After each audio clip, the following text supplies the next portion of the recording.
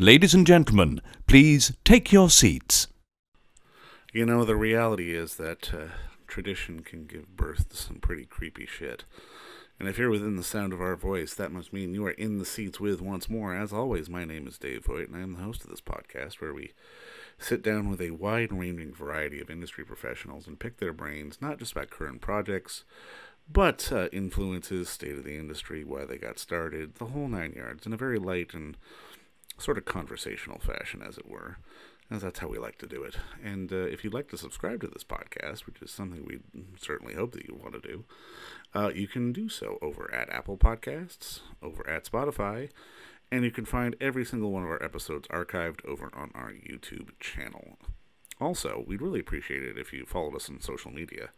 You can find us at Facebook, Twitter, and Instagram, at In the Seats or at It's Podcast One for all sorts of updates. And finally, and probably most importantly, if you could visit us over at In the Seats, intheseats.ca, where our hardworking team is cracking away on all sorts of movie news, reviews, interviews, all sorts of good and fun stuff under the sun, and we'd really appreciate that too. On this episode, we are sitting down with writer-director Keith Thomas for his new film, The Vigil, which is hitting video-on-demand platforms, courtesy of our friends at IFC, and as well as Raven Banner here in Canada, on Friday the... I'm losing track of the day. Friday the 29th. Yes, Friday the 29th. And it's a slow burn kind of horror film. It's not going to be for everybody, but I really loved it. It's set in the Jewish community, and a man who has left the community gets roped back in for one night because he has to provide overnight watch for a deceased member of his former Orthodox Jewish community, because that is a tradition for those in that community. And he finds himself coming face to face with a malevolent entity, sort of a demon that was possessing and haunting this man, and who feeds on sadness and feeds on broken people. And it's an interesting little battle of not just good versus evil, but not letting the evil that can happen in all of our lives to sort of overtake us and sort of define who we are as people. And I got to sit down with Keith, and we talked about the movie and all sorts of other fun stuff. And it was a great talk, which we enjoyed, and we hope you do too. All right. Well, obviously, first off, thanks for the time today, Keith. Man, I appreciate it. Yeah, of course. Of course. I'm quietly admiring your shelf on the side there. all these things going on up back here. Yeah, it's kind of like my wife likes to refer this room as like my brain. It's kind of all this stuff that I ingested and slowly tried to make work. I like the Metropolis poster. Oh, thank you. Yeah, back there. Yeah. No, I mean, obviously, first off, congratulations on the film, man. I really dug it because, I mean, I got to be honest. I always love horror movies that are less about the reveal and more about sort of the psychological sort of inward torment. And I mean, can you walk me through sort of the origin of the story for the film? Yeah, I will say that sort of feeling is exactly the kind of thing that I'm drawn to as well, and that I really wanted to do with this, in that from the outset, I knew I wanted to make my favorite part of the roller coaster is the as you're climbing. The minute you go over the other side, that's cathartic, that's release. And right. I wanted to stretch. I wanted to try to make something that was almost in real time that would stretch that out as much as possible. So when it came time, I'd been screenwriting for a while, and I knew I wanted to make my first feature as a horror film. And it kind of was one of those old writers' adages where you say you write what you know. And I knew that I had to do something that would feel different, and what could I do that was different? So I kind of reached back to my own Jewish knowledge and history, and I thought, I've never really seen anyone in a film be a shomer. I've never seen anyone sit with a body, which is a relatively common thing in Judaism, but it has a certain solemnity to it. It's certainly something you don't want to be exploitative or crass with it. But I thought, that's a spooky setting. Like, why has nobody done anything with that? So once I kind of had that idea, then it was, okay, if we're going to go for it, let's kind of go for it. When I teamed up with my producers, they said, if we're going to make a Jewish horror film, they're both Orthodox Jews. If we're going to make a Jewish horror film, let's make the Jewish horror film. So let's go to Borough Park, Brooklyn. Let's go into the Hasidic community. Let's go to one of those houses and let's film it in there. And so that, those two things merged in terms of me wanting to do a kind of traditional ghost story in some senses, kind of possession demonic film, through this kind of unique lens. And at the same time, it gave me an opportunity, because it's so contained and it's really just one guy in a body in a chair, to play with the tension thing, to play with ramping that up. No, I mean, this is something I've always been curious about. I mean, especially given the scenario of, like you say, the one guy and just ramping the tension like slowly and slowly and slowly.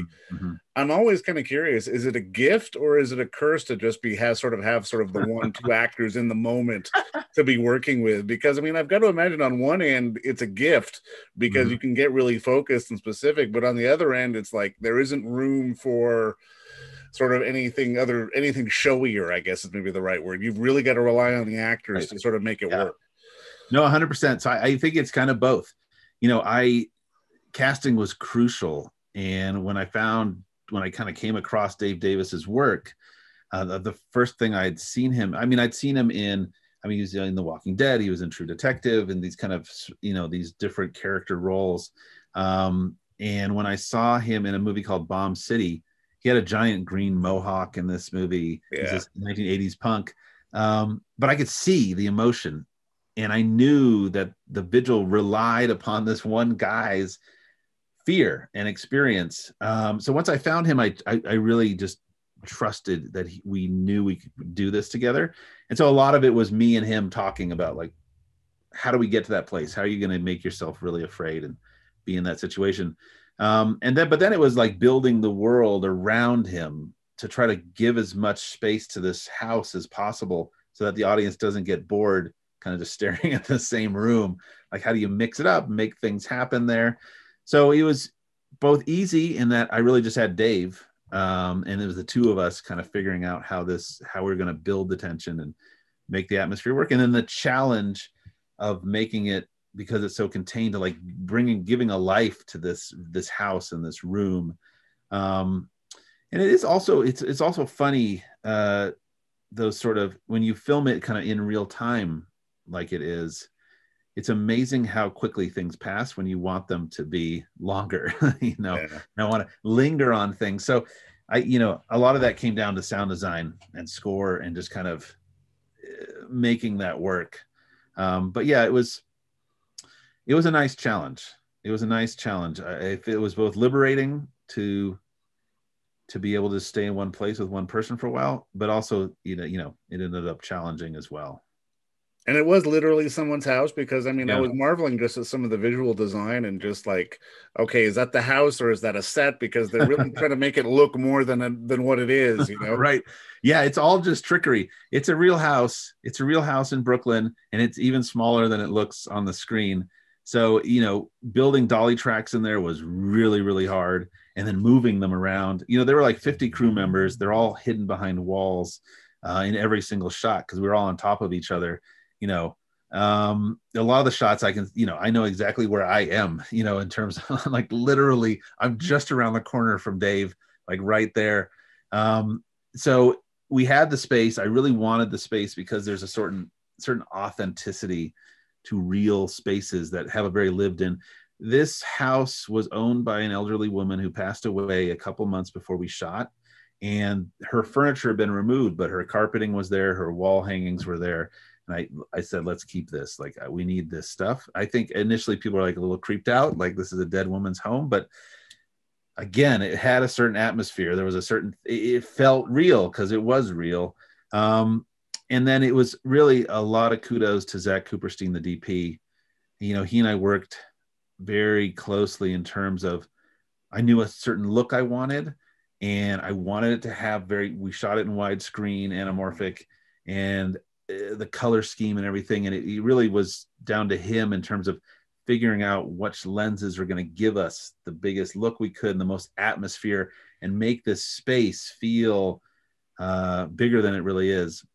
There's only one sequence in the film where we built a set, and that is the hallway at the ending where he kind of confronts the Mazik. Part of that is upstairs in the house, but then we ended up one day on a set where we had like, I think it was a 60 or 80 foot hallway that we constructed and had stuff going on in there.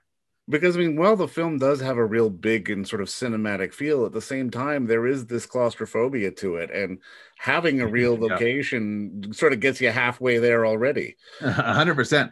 100%. And it's, it's funny because we did the hallway sequence. I think that was the second to last day of shooting. Right. And by the time we got in that studio, which was a massive studio space in Queens, New York, it was just, we were so laid back. Everyone had, the costume guys had their own room, and makeup had their own room. And, we could wander around and you could move all the walls. We could float every wall, move the camera wherever we wanted. Right. It was like a total luxury. Whereas when we were in that house, it was so cramped, so claustrophobic for everybody in there. Anytime we were filming, everyone had to be absolutely quiet because you could hear them upstairs or downstairs. Anyone bit into a pretzel, I could hear it on my, on my headphones. At the same time, that was great because us being all in there added to the claustrophobia in terms of, it just made everything kind of feel as though it was closing in.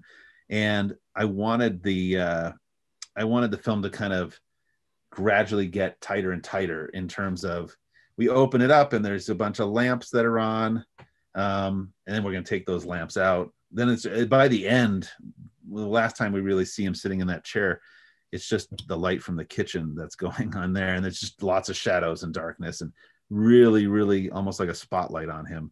And being in a real place certainly helped. We couldn't hang lights on the ceiling. We couldn't do any of that sort of stuff. It was all had to be built in, into the furniture and stuff. When you're casting on something like this, because obviously you're not sort of overtly showing the trauma of the character, at least, you're mealing it out in bits and pieces throughout the film. But like, how do you sort of, I guess, sell or find the right person to really sort of wear that uncertainty and that kind of pain throughout the film, which he kind of resolves but kind of doesn't by the end? It's a really interesting ending, the way he leaves it all. Yeah, I wanted that ending. I wanted him to not make a decision, and I kind of wanted, I suppose some of it's personal in terms of my own faith and my own kind of dealing with things, is being in that indecisive space of not sure what you believe or how much you believe or what, and then kind of weirdly choosing to live there in the indecision. I wanted it to end with that sort of, he left, but he could go back. He's not sure he's going to go back. He's in this space that, for me, it was kind of like, if he's going to move through this trauma and figure this thing out, there's no easy path and there's no sudden it's over. So he's got to keep walking kind of in this limbo. And, Dave and I spent a lot of time. Dave came out, for a low budget production we had, it was like 3 weeks of pre-production, and Dave came out early. He came out 10 days early. He didn't know any Yiddish when he showed up, and he learned all that Yiddish. And not only was it learning the Yiddish, but he learned particular pronunciation, because these folks in the Hasidic community, the way they pronounce these Yiddish words, and particularly the Hebrew words, are very different. So he kind of immersed himself in it. And then, from the performances I'd seen, and, and he and I had a lot of, I guess this was Zoom before Zoom, it was before the pandemic, but he and I had a lot of, video calls where we kind of went through certain scenes and talked through things. And it's just a gut thing. I could just see it. As a writer, you obviously put yourself inside your characters, and you try to experience as much as they can. And so I knew the fear I wanted to capture, and then through Dave, I was able to see it. It's just a gut thing. I could just see, like, yes, this guy can wear this. And if you talk to Dave about it, he'll admit it was very difficult. Outside of all the indie kind of film shoot things that everyone has, it was emotionally hard for him. He put himself in a very vulnerable, very tricky spot that, I could see it when we were filming. He'd get himself ready and he'd get into this this mode. And it wasn't so easy to get out of, you know what I mean? Once you cut, like he'd take a little while, and it was exhausting. It was exhausting to be as on edge as he was for so long, for really 18 days of doing that. But yeah, just the minute that I saw Dave, which was really, happenstance, I just happened to see Bomb City, and I told my producers, I want a guy like that. And they're like, I think he might be Jewish. Why don't you call him? So I reached out and I did, and he happened to be available, and I sent him the script, and he can tell you there's all sorts of crazy stories about when he read the script, but he identified with it. And then I knew it was kind of just karma in some ways. And, there is sort of like the emotional commitment he put into it, and sort of the ambiguity of the end made it feel real, and made it even feel scarier, because it wasn't necessarily about sort of conquering or overcoming. It was about learning how to carry it, which made it feel a lot more grounded as a story. Yeah, no, and I appreciate that. I really worked hard for that. For me, right, that authenticity is just so crucial. And I really wanted to see it on kind of every level. So from the art direction, in terms of our production designer, Liz Tunkel, who did a great job kind of really capturing that house. Everything had to have a purpose. I did not want any, even though there's a certain style to the film, I did not want anything to be for the sake of style. Yeah. There was no moving the camera just because it's cool, because you can take the camera through a wall. It was moving it if it's motivated. And so the motivation became everything, the lighting of the scene and how Dave's performing things and kind of getting that atmosphere. So from the authenticity of the space to the clothes he's wearing, to the way he's acting, that just right. I feel the same way, in that's scarier to me. Yeah. I love horror films. I mean, that's what's going on here. And I do love the over the top ones and the outrageous ones. I'd watch Brain Dead any day, but for this, I really needed it to be as authentic and grounded as possible, so that I could try to tap into something that I felt like audiences might have experienced themselves, which is that sort of fear of, did I just hear something in the other room like that? Or you wake up in the middle of the night and you're like, wait, what was that? How could I live in that for 90 minutes? How do we get there? And the only way was to make this thing as grounded as possible. Especially when there's a dead body in the room with a sheet over it. Which is not an everyday occurrence either. No, which is definitely not. And right. And it was also trying to be respectful to kind of how the ritual works, for sure, how it functions, and kind of surrounding it, with these authentic people to make sure that we're kind of living up to exactly.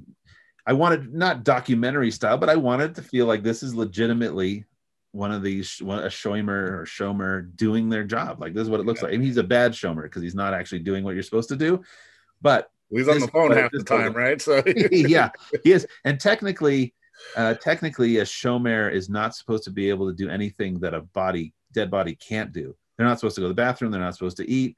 They're just saying the prayers. Yeah. So yeah, he's pretty terrible at it. Now, in this business, I always say it's unique because, like, no matter what end we're working on, we all come to it as fans first. Yeah. And I'm kind of curious, for you, thinking back in the earlier days, was there a moment or a movie where that was the pivot for you to go, okay, I got to do this? Yeah, it's really interesting. I had loved film and just kind of had that, I don't know what that is, that sort of, I'm sure you've had it too, that sort of like, you can't put a finger on it, but it's just this feeling, this overwhelming sort of awe when you see a film and you're like, wow, that's touching me, that works. As a kid, Alien in particular was one. And weirdly enough, it's one sequence in Alien. I love Alien and I've seen it I don't know how many times, but it's one sequence in Alien that just, I was like, this is amazing. And if I could do this, I want to. And that is when, forgetting his name, of course, in the moment, but what's his name? He's basically one of the mechanics. It's not Yaphet Kotto. It's, the other guy. Oh, it's Harry Dean Stanton. Harry Dean Stanton. Yeah. When he goes into the room to look for, because he hears something back there and the chains hanging, it's like a very Hellraiser-y sort of pre-Hellraiser sort of thing. There's a shot that I think is a dolly shot, or maybe it could be Steadicam, where we see the outside of the room. There's the doorway, and you see the chains and the darkness inside where the cat is gone, and the dripping water. And you see also the outside; it's very kind of gold. Yeah. And the inside is blue, and the Steadicam or the dolly just pushes through those doors into that space. And that shot, that was it. This is like, wow, they've built an entire world that feels as though it's hundreds of years old and is as authentic as possible. That moment, I thought, wow, it was just, there were no words for it. It was just kind of straight into my brain. I didn't, even though I loved it and wanted to be a filmmaker, I didn't think I could. Coming from Denver, Colorado, where I'm raised, and no connections to the film industry whatsoever, I kind of gave up on it. So I ended up, having a different career entirely and never really thought about it until about 10 years ago when I was writing and started writing screenplays. And then it wasn't until, 2017 that I was like, I'm going to try to make a film. So it was a very long road. It took me a while. And even though that spark was there from the early days, it took a very long time to get to the point where I thought, okay, I can try to do this. And it was funny because I've of course seen many other films that had the same effect. One in which was very influential on the Vigil, which is Jacob's Ladder. Oh, totally. Yeah. Which, that was a film that I had Dave watch that he hadn't seen before. The themes, the way that it does a very grounded handling of demons, which I think is copied a lot these days. Certainly the shaking head thing. That's like, the film that came from. That was really influential. It also had a lot of atmosphere. And a lot, it just was very gritty. So when it came time to make this, I kind of rewound back all the way to those early kind of influences and that gut feeling, and thought, okay, if I'm going to do this, I'm going to try to reach that same sort of level, like try to hit that same sort of feeling.